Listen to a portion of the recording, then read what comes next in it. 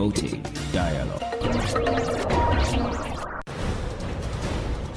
It's midday in Dakar, 1 o'clock in Lagos. Good afternoon and welcome to Newslink, coming to you live on West Africa Democracy Radio 94.9 FM and around the world on wadr.org. First, the top stories. Reactions trail nomination of two-person candidate by Benin's third largest opposition party ahead of next year's presidential election. So it is a candidate that appears to be known by its peers. It will be quite objective for the Benin opposition to come out with a very strong strategy. Guinean military head of state Doumbouya touts his government's achievements as the country turns 67. Since September 5, 2021, we have set our country on a new path. One marked by order, discipline, unity, and a commitment to excellence, all dedicated to serving the sovereign people of Guinea. Nigeria's Senior Petroleum Workers Union suspends nationwide strike, warns a possible unannounced shutdown if demands are not met. And Monrovia holds African maritime leaders to chart course for sustainable blue economy. Please stay tuned for details of these stories and more. Here is Imo Edit with Newslink. Many thanks for joining our broadcast. Let's begin this afternoon in Benin, where the Dakar forces for an emerging Benin party, BFCBE, the leading opposition political party, has nominated its two-person candidate for the 2026 presidential election. The Dakar force for an emerging Benin will be represented in the presidential poll by Paul Hungbe, the party's executive secretary and former minister under Boniai. Sankli Tanko has the rest of the details in this report. Following a meeting of the party's executive board on Wednesday, the Dakar force for an emerging Benin officially selected its candidate for the 2026 presidential election.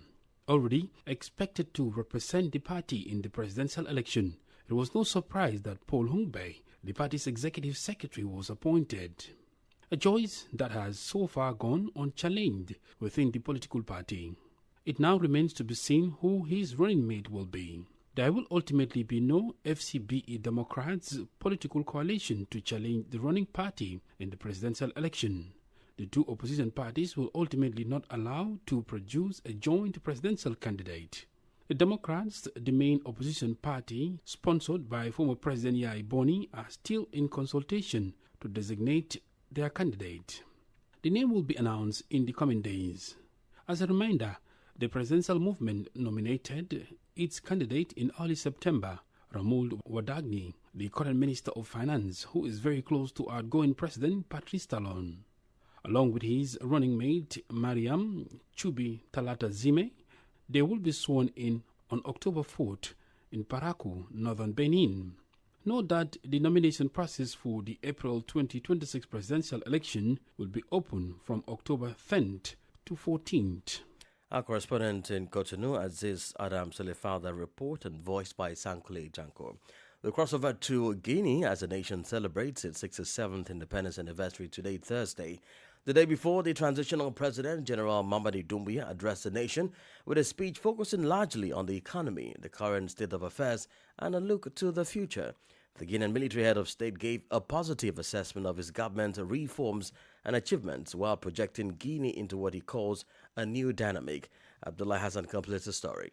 General Mamadi Doumbouya, in his national address, first highlighted the actions taken since accession to power, underscoring the progress made in several sectors. Since September 5, 2021, we have set our country on a new path. One marked by order, discipline, unity, and a commitment to excellence, all dedicated to serving the sovereign people of Guinea. The Guinean military head of state did not hide his satisfaction with the country's economic trajectory. The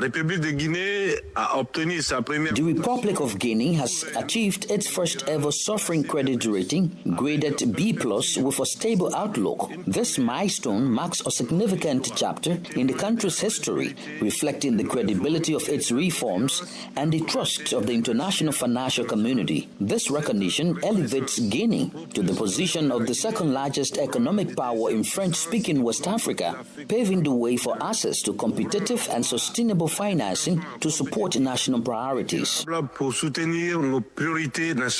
Beyond the figures and achievements, General Doumbouya chose to conclude his address with a strong call for unity. Let us remain united, disciplined, and supportive, for it is together that we will build the Guinea of tomorrow. But beyond this message of appeasement, many Guineans were waiting for the head of state to pronounce on a central question. Will he be a candidate in the presidential election on December 28, 2025? On this point, the president remained completely silent, carefully avoiding any political issues. Abdullah Hassan voiced a report as filed in by our Conakry correspondent, Channel of Ibrahim Balde. Will remain in Guinea, where the father of exiled journalist Babila Keita, known for his criticism of the military regime, has been kidnapped. In a video released from exile, Keita condemned his father's arrest on September 29, saying it was meant to pressure him into surrendering to the authorities. The incident has stirred strong emotions and outrage across Guinea. More details with Christopher Atijo. Journalist Babila Keita denounces the kidnapping of his 75-year-old father. He was arrested at his home in the Inzerukure region, surrounded by his family by unidentified armed men, the journalist continues. Babila Keita, known for his critical investigations of the military regime in Conakry, indicates that his father is bearing the brunt of his denunciation and stance against the governance of the military transition in Guinea. My father bears no responsibility of my journalistic work and should under no circumstances suffer the consequences, the journalist stated. While the case has sparked emotion and indignation in the country, the prosecutor's office at the Inzerukure Court of First Instance has announced the opening of a judicial investigation. Opposition members deploy yet another serious human rights violation in Guinea. The disappearance of Adama Keita, father of journalist Babila Keita, comes on top of that of several civil society figures and journalists critical of the military regime. Christopher Ticho filed a report. In Côte d'Ivoire, the opposition continues to intensify its efforts as the presidential election approaches in just a few weeks. The caucus strongly criticized the election's exclusivity and called for political dialogue to ensure the inclusion of all excluded parties. The appeal was presented to the National Assembly on Wednesday by parliamentarians from the PDIC-RDA and PPACI, along with 3 independent members, Pascal Afingazon, Asale Tiamoko, and JBJ Olivier. The group voiced its dissatisfaction by boycotting the parliamentary opening ceremony as an act of protest. In a unified statement, the lawmakers conveyed their deep disapproval of the flawed handling of the electoral process. Côte d'Ivoire will go to the polls on October 25, 2025 to elect a new president, an electoral process in which incumbent Alassane Ouattara is seeking a 4th term. More stories coming up on West Africa Democracy Radio. Newslink continues. Let's take you now to Nigeria, where the Senior Oil Workers Union, the Petroleum and Natural Gas Union Staff Association, Pangason, has suspended its nationwide strike. The decision was announced on Wednesday after talks with the government and management of the Dangote refinery. The dispute centered on the alleged dismissal of hundreds of Nigerian workers. WDL's Abuja correspondent Usman Umar reports.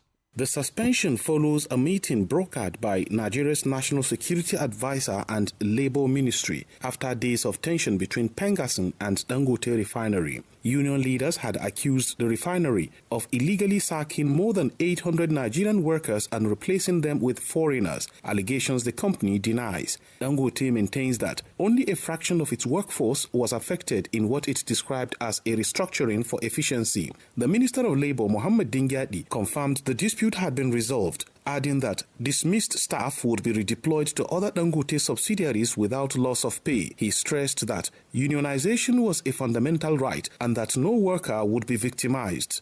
Pangason President Festus Osifo said the strike was being called off in good faith, but warned that the union would not hesitate to resume action if the refinery fails to keep to its promises. That even with all these misgivings, that we go ahead to suspend the industrial action that we started on Sunday, 28th day of September 2025. Remember, we are suspending and we will be monitoring every part of this communique as put up by the Ministry of Labour that is broken. We will not give any notice. We will resume the suspended industrial action immediately. The suspension eases immediate fears of fuel supply disruptions, but with what OSIWA called grey areas still unresolved, Nigeria's oil and gas sector may not be entirely out of crisis. For Newslink on West Africa Democracy Radio, Usman Umar reporting from Abuja. President John Dramani Mahama says Ghana is poised to take a historic step in the global fight against cybercrime. This month, the country will ratify and sign the United Nations Convention on Cybercrime, a move aimed at strengthening its capacity to confront diverse online threats. The president added that the agreement will also enhance Ghana's collaboration with international partners in addressing the cross-border nature of cybercrimes. From Accra, Nadidi Tete reports. President Mahama made the announcement at the launch of the 2025 National Cybersecurity Awareness Month in Accra. He explained that joining the UN Convention will provide Ghana with a stronger legal framework and the technical tools needed to investigate cyber attacks, prosecute offenders, and safeguard the nation's digital infrastructure. We'll ratify and sign the United Nations Convention. Notably, Ghana has led efforts to include provisions against online child sexual exploitation and has emphasized the importance of applying international human rights law in cyberspace. Moreover, Ghana has also adopted the Pall Mall Process Code of Practice, which helps countries address the misuse of commercial cyber intrusion capabilities. He further cautioned against romance scams and mobile money fraud, warning that perpetrators, whether local or foreign, will be tracked and dealt with under the law. Ghana is not immune. We too have encountered cyber fraud cases, phishing attacks, identity theft, and other digital crimes that harm individuals and businesses alike. As we expand digital public services and mobile money usage, we must reinforce the systems that safeguard them. President Mahama added that some fraud cases have been linked to staff within financial institutions, but said arrests have already been made in collaboration with the Bank of Ghana and cybersecurity agencies. He urged citizens to remain alert and avoid giving out sensitive information. For WADR, Nadidi Tete, Accra. Here in Senegal, more than 200 fact-checking organizations and information experts from across Africa have convened on Dakar to tackle the escalating issues of disinformation plaguing the continent. The event theme, Strengthening Information Integrity, Preserving Democracy, marks the 4th edition of the Africa Fact Check Summit. This year's summit holds particular significances as it is being hosted for the first time in a French-speaking country. Over the course of the two-day gathering, participants are addressing an array of critical topics, including strategies to ensure the sustainability of fact-checking initiatives in Africa and their pivotal role in countering climate change disinformation. Augustine Coley attended the opening session and filed this report. The Africa Fact Check Summit comes at a critical time as the continent faces an escalating threat of disinformation. This growing crisis is further compounded by the manipulation of digital content on social media and messaging platforms, especially amid rising political tensions across several African states. In his keynote address, Habibou Jai, Director of Communications at the Senegalese Ministry of Communication, underscored the importance of safeguarding information integrity. We need to create a fact-checking desk related to the information that sometimes maybe the information is good, but the way that it's going out is not the good way, or there is something that's not really true in the process. Adding to this concern, Doreen Wenana, managing editor of PISA Check, a leading fast-checking network in Africa, emphasizes the critical need for capacity building in the fast-checking community and ordinary citizens. What is really important is having fact-checkers that understand the dynamics, have access to the necessary tools and information to debunk whatever content is coming up. That really makes sure that the audiences receive the necessary information they need and that the information is accurate and credible. Despite increasing demand for credible information, funding remains another significant challenge as many fact-checking organizations and media outlets struggle with sustainability. Alpha Sekweni, a facts checker with Local Voices Liberia, echoes this concern. One big problem now that has emerged is the funding. Independent fact-checking has to do with high level of standard independence. So you don't want to take money from government officials. You don't want to take money from business people who have political links or have, their own sinister motives or personal interests. So part of the funding should come from independent organizations who allow you to do the work without interfering. The two-day Africa Facts Check Summit 2025 will conclude this Thursday, October 2, with a proposed resolution by delegates aimed at combating disinformation in conflict zones and exposing the tactics used in disinformation campaigns. Augustine Coley filed that report. You're listening to Newslink on West Africa Democracy Radio 94.9 FM Dakar and online at wadr.org. Here's a reminder of our top stories. Reactions trail nomination of two-person candidate by Benin's third largest opposition party ahead of next year's presidential election. Guinean military head of state Doumbouya touts his government's achievements as the country turns 67. Nigeria's Senior Petroleum Workers Union suspends nationwide strike, warns a possible unannounced shutdown if demands are not met. And still ahead in the news, Monrovia hosts African maritime leaders to chart course for sustainable blue economy. We don't have the press review, a guest interview, and sports update. Please stay with us. West Africa Democracy Radio. It's you speaking. Don't forget, you can follow live streaming on YouTube and Facebook.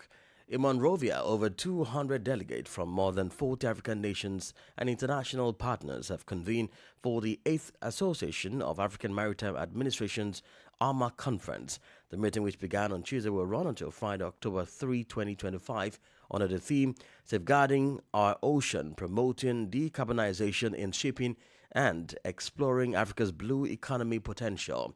Abraham Parker in Monrovia report.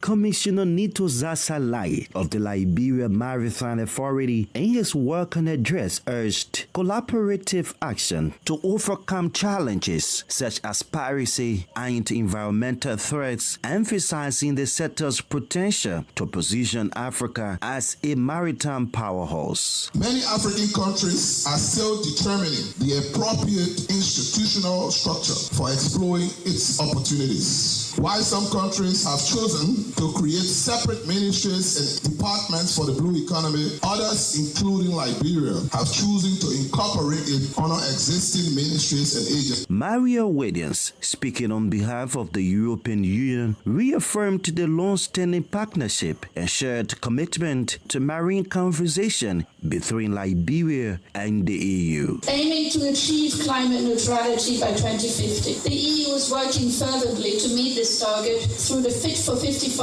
legislative package, which revises and creates new legislation and instruments, including the EU emission trading system and a carbon border adjustment mechanism. Delegates are working to develop frameworks aimed at boosting maritime safety, trade, and investment across the continent, setting the stage for a more sustainable and prosperous African maritime sector. The conference concludes on Friday, October 3, 2025. For Newslink on WADR, Abraham Parker, Monrovia. Elsewhere, the Chadian Teachers Union (SET) has announced a week-long warning strike just as the 2025-26 academic year kicks off. The strike, effective from Wednesday, October 1, ends on October 9, 2025. The union said the action is targeted at the state and is a reminder of the government's failure to meet teachers' demands, including increased welfare and improved working conditions. Francis Boniface report. During a general meeting on Tuesday, union members decided on the week-long action following the expiration of a strike notice filed in September. The reason for the strike is, among others, to demand increased benefits, particularly related to housing and other essential measures aimed at improving their working conditions. According to the state, the government is responsible for the deadlock in negotiations. The union is calling for a revision of Decree 477, a move it has been advocating since submitting its notice. In a statement on Wednesday, the Chadian Teachers Union disclosed that the government's failure to provide a tangible response left them with no choice but to strike. After this week of suspension, we will reconvene to decide on even stronger measures, said Abdelkader Jiba, Secretary General of the N'Djamena branch of the union. While emphasizing its willingness to engage in dialogue, the Teachers Union has established a monitoring committee to ensure effective mobilization across educational institutions, including private schools. Teacher strikes have occurred frequently in Chad over the past decade, driven by teacher unions demanding better working conditions and payment of salary arrears. Hundreds of thousands of students have had the academic calendar disrupted by the industrial action. Francis Boniface with that report. This is the Newspaper Review. Stay abreast and find out what the top stories are in your country. This is the Newspaper Review. The Newspaper Review. Well, we head back to Accra as we join Nadia Tete for the Newspaper Review. Greetings and welcome to the Newspaper Review segment. We'll start off with the Ghanaian Times newspaper front page. Reviewing state-owned media. National Media Commission pledges to support NTC. Also here, cybersecurity is everyone's business. President Mahama. Ghana enacts LI to mandate competitive bidding for power generation. And other stories, prioritize practical people-centered solutions to empower local governance structures. That's it for the Ghanaian Times newspaper. Now to the Daily Guide newspaper front page. 2 soldiers arrested for mine robbery. Other stories here, handle galamsey and drug cases with urgency. Acting Chief Justice to judges. And Ashanti Youth roots for Brian Champong. Mahama swears in 11 new envoys. Other stories, minority slam Sam George over DSTV impasse. The Dispatch, front page, on calls for a state of emergency. Be careful what you will be wishing for, Tajuchi Kata cautions. And NPP National Chairman race, Boache Jako and John Bwedu, as well as Wontumi and 2 others, declare interests. Battle for NPP 2028 flag bearer slot. 15 pro-Baumia MPs dare Brian Champong. The Chronicle newspaper front page, hate speech threatens national unity, President Mahama says. And decentralization, Ahoy's view is politically skewed, that's according to the minority in Parliament. Daily Democrat newspaper, Godfred Dame Hot reports to CID today over Jakpa petition and stop destroying our palm farms for gold. We'll wrap up with a BNFT newspaper front page, talks with TikTok, GCB and others set to formalize creator earnings, and digitalization without cybersecurity will cripple economies, President Mahama says. And inflation drops to 9.4%, first single digit in more than 4 years. That'll be it for the newspaper review segment. It's back to you in the studio. Many thanks, Nadia Tete there. Politics, analysis on major news, social matters, and all. This is A Guest. Well, this afternoon we turn to Benin, where the Dakar Forces for an Emerging Benin, better known as FCBE, the country's leading opposition party, has unveiled its ticket for the 2026 presidential election. At the forefront is Paul Humbe, the party's executive secretary and former minister under President Boniai. To help us unpack what this nomination means for Benin's political landscape, we're joined by David Morgan Shogba Mentuji, a consultant in geopolitics. There is a clear appearance that the candidate has been chosen in a very wise process. But if you have to look at it, when you look at the description of the process through which the candidate should be chosen, made by the political party, you have to understand that it's something that should take time. However, we can see that it did not take that much time for the opposition, after releasing their process, to come out with a selected candidate. So it is a candidate that appears to be known by its peers. Yes, you've just spoken about the candidate, and talking about that, how unified is the opposition around Paul Humbe, and what challenges might arise in maintaining that unity? Yes, it will be quite objective for the Benin opposition to come out with a very strong strategy in terms of making the candidate stand out in the process, because it's not going to be very easy if it is not supported by a very huge parable of, let's say, strategies, because when you look at the ruling party choice, not only that the candidate seems to be, let's say, widely appreciated by some key actors of the political environment of the country currently. So I think if the candidate that has been chosen by the opposition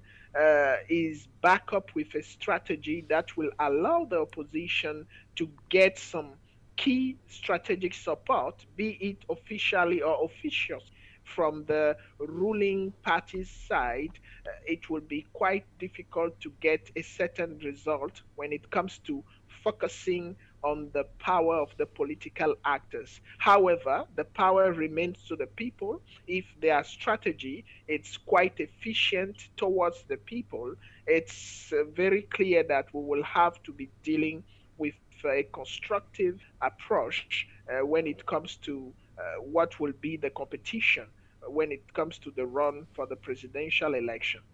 Finally, before I let you go, what are the chances of the opposition, rallying behind Paul Hungbe as their candidate in the presidential election? Well, when it comes to the opposition, but in this particular contest, it is not yet what people might be aspiring for. So it makes the whole thing not very clear for the choosing process. That was David Morgan Ashogba Metoji, a consultant in geopolitics.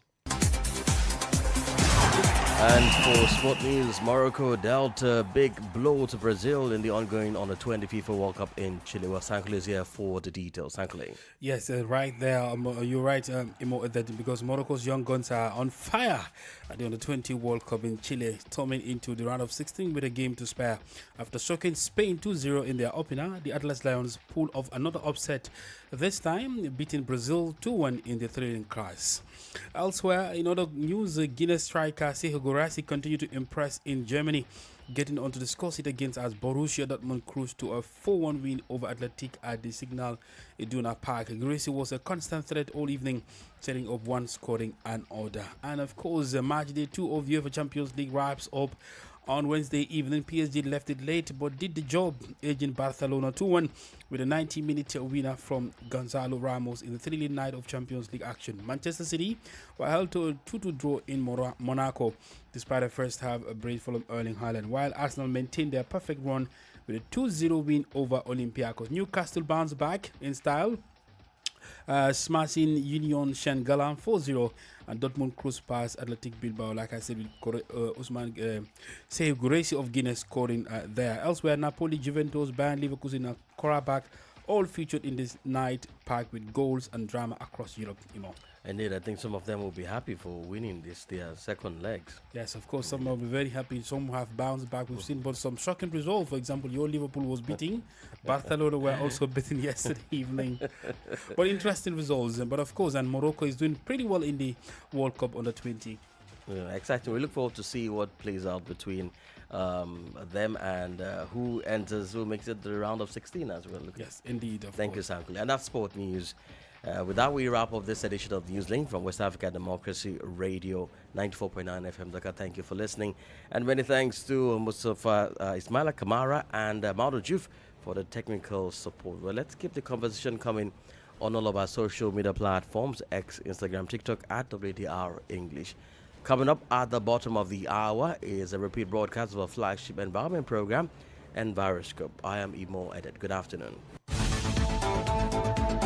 And many thanks to you for listening to Newslink via Hot 104.3 FM, New Me FM 94.0, Hilltop Radio 104.7 FM, and Veritas Radio 102.9 in Banjul, the Gambia. We also appreciate our listeners in Liberia via Alternative Youth Radio 98.9 FM, Lofa County, Radio Kagama 94.5 FM, Nibe County, DCN Radio 91.3 FM, Riverside County.